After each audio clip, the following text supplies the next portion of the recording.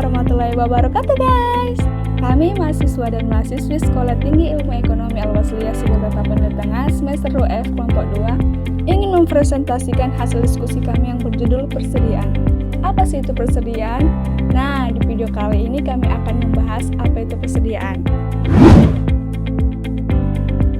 Pengertian persediaan. Persediaan adalah pos-pos aktiviti yang dimiliki oleh perusahaan untuk dijual dalam operasi bisnis normal, atau barang yang akan digunakan atau dikonsumsi dalam membuat barang yang akan dijual.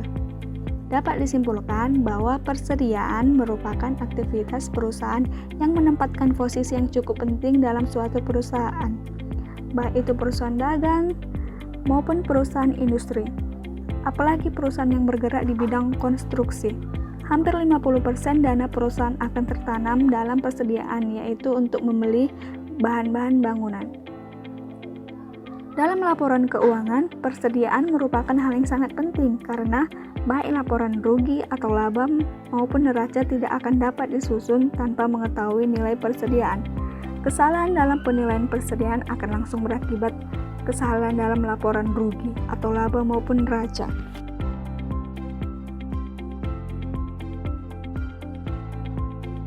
Klasifikasi persediaan. Klasifikasi persediaan dapat dibedakan menjadi dua. Yang pertama menurut PSAK nomor 14/2007 dan yang kedua menurut jenis perusahaan. Menurut PSAK nomor 14/2007 menyatakan bahwa persediaan dalam akuntansi ditunjukkan untuk menyatakan suatu jumlah aktiva berwujud yang memenuhi kriteria PSAK. PSAK merupakan pernyataan standar akuntansi keuangan Indonesia. Menurut jenis perusahaan. Jenis perusahaan ada dua, yaitu jenis perusahaan dagang dan jenis perusahaan manufaktur. Dalam jenis perusahaan dagang, persediaan barang merupakan aktiva dalam bentuk siap dijual kembali dan yang paling aktif dalam operasi usahanya.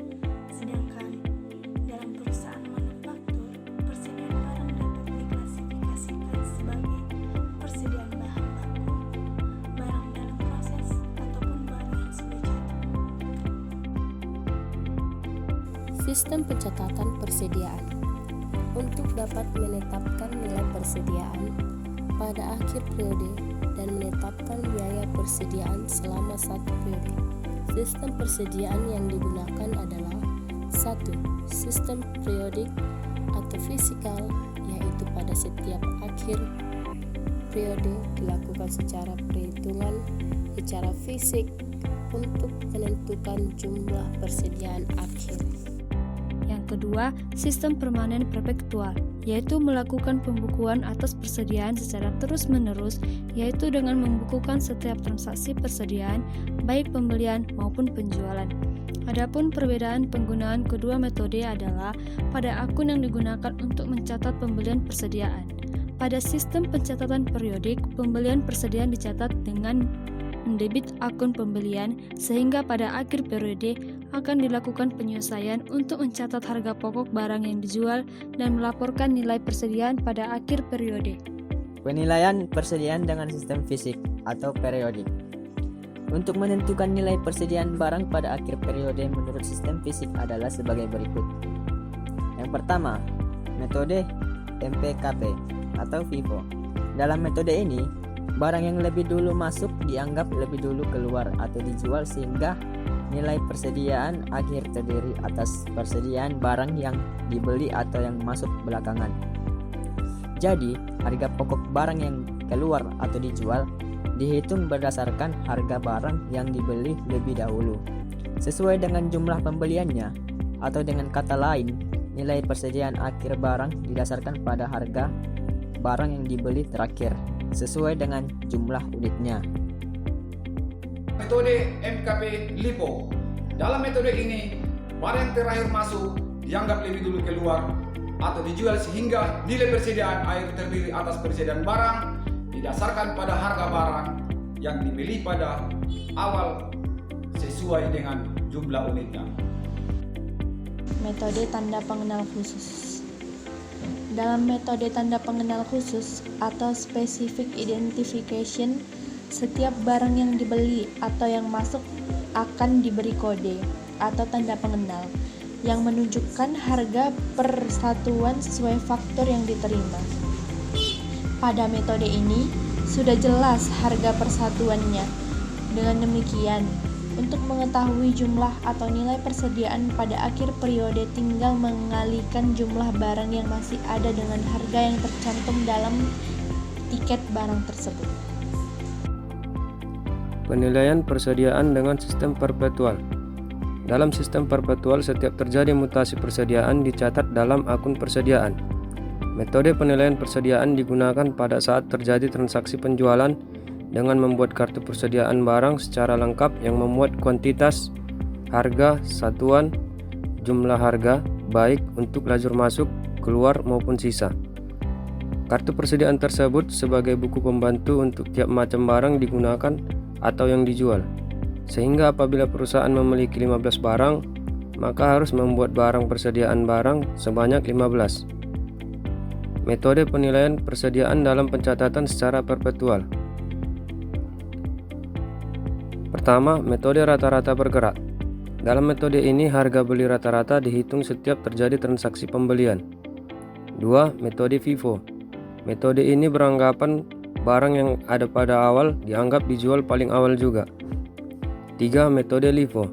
Pada metode ini, barang yang terakhir dibeli dianggap dijual lebih dahulu.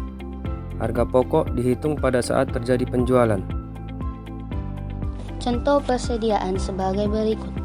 PT Rindu pada Maret 2010 mempunyai data mutasi persediaan sebagai berikut.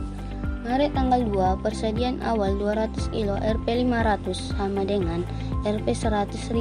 Maret tanggal 5, pembelian 300 kilo Rp 600 sama dengan Rp 180.000. Maret tanggal 8, penjualan sebanyak 450 kilo.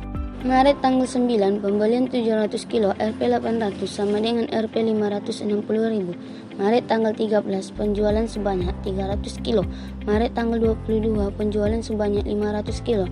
Maret tanggal 25, pembelian 200 kilo Rp 700 sama dengan Rp 140.000.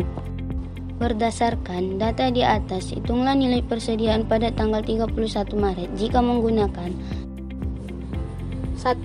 Metode identitas khusus dengan persediaan yang berasal dari pembelian 5 Maret 300 kilo dan 25 Maret 200 kilo. 2. Metode rata-rata.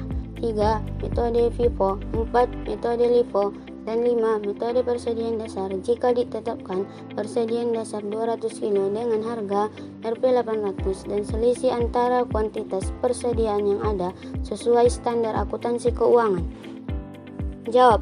1. Metode identitas khusus. Kuantitas persediaan 1.700 kilo dikurang 1.150 kilo sama dengan 550 kilo dengan rincian pembelian 5 Maret 300 kilo dikali Rp 600 sama dengan Rp 180.000. Pembelian 25 Maret 200 kilo dikali Rp 700 sama dengan Rp 140.000. Nilai persediaannya adalah Rp 320.000. 2. Metode rata-rata. Kuantitas akhir 1.400 kilo dikurang 1.250 kilo sama dengan 150 kilo dengan frekuensi pembelian 3 kali.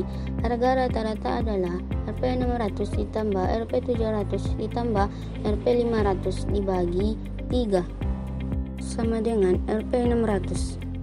Jadi nilai persediaannya adalah 200 kilo dikali Rp 500 sama dengan Rp 100.000. 3. Metode FIFO. Persediaan akhir 900 kilo terdiri dari pembelian 25 Maret sama dengan 200 dikali Rp 700 sama dengan Rp 140.000. Pembelian 9 Maret sama dengan 700 dikali Rp 800 sama dengan Rp 560.000. Jadi nilai akhirnya adalah Rp 700.000.